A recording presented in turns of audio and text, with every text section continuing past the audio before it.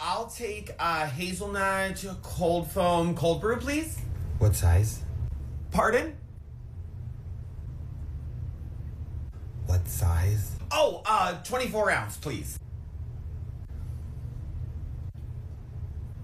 Okay, thanks. I'll just wait down here for it.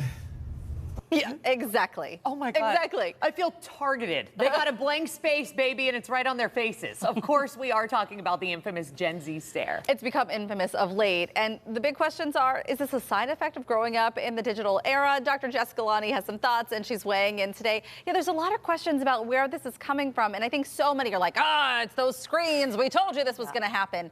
Is that what happened? You know, I think it's yes and. People are pointing to the pandemic and online learning. They're pointing to the fact that so many of us are just constantly doing this. I think it's that, but I think it's also that this generation was raised to be the most online of anyone else.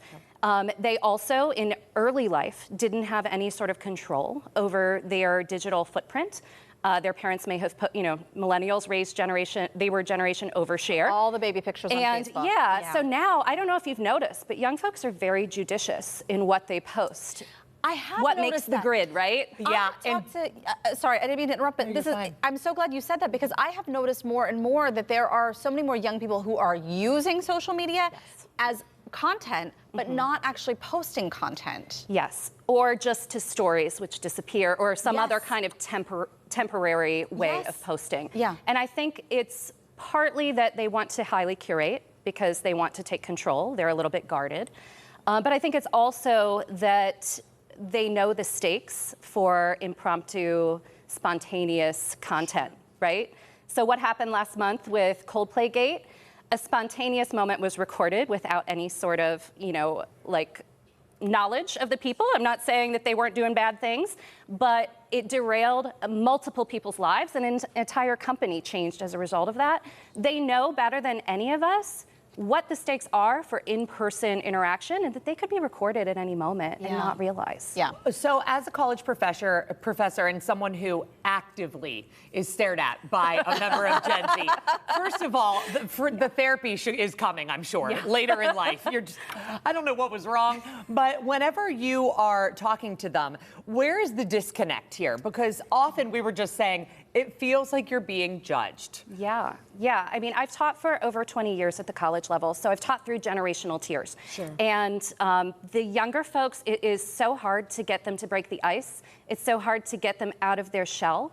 I have to do a lot more work to get them comfortable and have an ease of talking, which makes me think that when they're out and about, those pleasantries that we exchange with strangers are just not a given for them. They don't think they're owed. They don't think they should people please. So they're not in the elevator like me, like, God, another Monday. Same. We are so annoying. We're so annoying in that way, and I get that. And I mean, me too. And I've seen, so some of this, they have said that some of this is in response to stupid questions or conversations. Yeah. But that's not all the time. No. That's not all the time. No, they got defensive, understandably, because it is an accusation. But it is, I know I have gotten many, many, many unsolicited Gen Z stares. Yeah. Whether I'm in casual customer service settings, walking down the street saying hello to people who are technically my neighbors, but who have never said hello to me. Right. Or in the classroom, where I have asked questions that I think are, fun, generative, conversational questions, and I just am met with blank stares. Right. And I also, as a millennial, I feel like we've just defended our generation for our entire lives. So I don't want this to be an attack on Gen Z. There is something that I pulled from what you just said, in that Gen Z feels like they don't have to please people. And that is something that I very much respect and I agree with.